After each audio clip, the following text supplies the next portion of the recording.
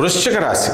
ఈ వృశ్చిక రాశి వారికి జూలై నెల 2024 సంవత్సరానికి గాను ప్రొఫెసర్ డాక్టర్ ముల్లపూడి సత్యనారాయణమూర్తి నేను మాస రాస ఫలితాలు చెప్తున్నాను. ముందుగా ఈ యొక్క వృశ్చిక రాశి వారి యొక్క గ్రహస్థితి ఏ విధంగా ఉందంటే, లాభంలో కేతువు, అర్ధాష్టమ శని, పంచమ రాహువు, షష్ఠ స్థితిగతుడైనటువంటి కుజగ్రహము, భాగ్య ఈ యొక్క సప్తమ స్థానంలో రవి, బుధ, శుక్రులు ఉండేటటువంటి వాళ్ళంతా కూడా అష్టమ స్థానంలోకి వెళ్ళిపోవడం, మధ్యలో తర్వాత గురుడు సప్తమ స్థితిగతుడై ఉన్నాడు. కాబట్టి జన్మ రాశిని గురు వీక్షణం వలన మంచి వాళ్ళ సలహాలు మీరు ఈ నెలలో మీరు అడగకుండానే మీకు ఇస్తారు వాళ్ళు వచ్చి.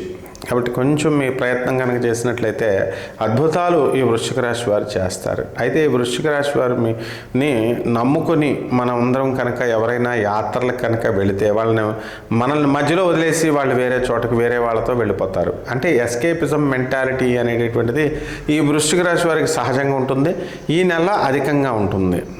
అందువలన ఈ యొక్క వృత్తి వ్యాపార ఉద్యోగ విషయాల్లో బ్రహ్మాండంగా ఉంటుంది, పని వర్క్ లోడ్ ఎక్కువ ఉంటుంది, కానీ సమర్థవంతంగా వీళ్ళు చక్కగా చేసి పెట్టేస్తారు, ముందుకు దూసుకొని వెళ్ళిపోతూ ఉంటారు ఈ వృశ్చిక రాశి వాళ్ళు ప్రతి పనిలో కూడా చాలా చురుకుతనంతో. అయితే చెడ్డవాళ్ళ సహవాసం మాత్రం ఈ నెలలో ఖచ్చితంగా మీరు చేస్తారు, అందులో డౌట్ లేదు. కాబట్టి దానివల్ల నష్టపోయిన తర్వాత కానీ అప్పుడు దాకా మీకు మీ తల్లిదండ్రులు చెప్పినా కానీ, మీ పెద్దవాళ్ళు చెప్పినా కానీ, మీ శ్రేయోభిలాషులు చెప్పినా కానీ, ఎవ్వరు చెప్పినా కూడా మీరు వినరు. చేస్తే తప్పేంటి అనేటటువంటి ధోరణితో మీరు వెళ్తారు, తర్వాత ములుగుతారు, ఈ నెలలోనే మునిగిపోతారు మీరు. కాబట్టి ఈ వృశ్చిక రాశి వారికి కోరుకున్న చోట్లకి వీళ్ళకి సీట్లు రావడానికి అవకాశాలు ఉన్నాయి. విద్యలో ముందంజ వేస్తారు, చక్కగా వాహనాలు లేనటువంటి వాహనాలు కొంటారు, స్థలాలు లేనటువంటి వాళ్ళు స్థలాలు కొంటారు, ఇళ్ళు లేనటువంటి వాళ్ళు ఇళ్ళు కొంటారు, అప్పులు చేసినటువంటి వాళ్ళు అందరూ కూడా అప్పులు తీర్చేస్తారు. మీకు ఇవ్వాల్సినటువంటి అప్పులు ఏవైతే ఉన్నాయో అవన్నీ కూడా మీకు తిరిగి వచ్చి ఇచ్చేస్తారు. అసలు బ్రహ్మాండంగా ఉందే వృశ్చిక రాశి అనేటటువంటిది ఉంటుందన్నమాట. అయితే గంటలు కొద్దీ పడుకుంటారు. మరి అక్కడ కాలేజీలు పోతున్నా ఏం పోతున్నా కూడా అంటే ఈ నెలలో మీకు బాగా నిద్ర మందం వస్తుందన్నమాట. అందువల్ల బద్ధకం పెరుగుతుంది ఈ నెలలో. కాబట్టి ఈ ఒక్క దోషాన్ని కనుక మీరు తొలగించుకున్నట్లయితే మీ చురుకుతనానికి మీకు చక్కగా బ్రహ్మాండమైనటువంటి కలిసి వస్తుంది. ముఖ్యంగా మహిళలు మీరు ఎంతో కష్టపడతారు. మరి ఉద్యోగం ఒక చోట, తర్వాత మీకు చక్కగా ట్రాన్స్ఫర్, మీ ఇల్లు ఒక చోట ఉండి ట్రాన్స్ఫర్ కోసం పోరాడుతున్నటువంటి మీకు ట్రాన్స్ఫర్ అనేటటువంటిది వస్తుంది. మీ పిల్లల వల్ల మీకు చాలా సుఖ సంతోషాలు కలుగుతాయి.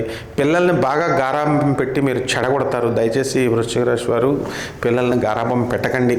ఇలా పెట్టడం వల్ల మీరు బాగానే ఉంటారు, కానీ మీ పిల్లలు దెబ్బతింటారు ఈ నెలలో.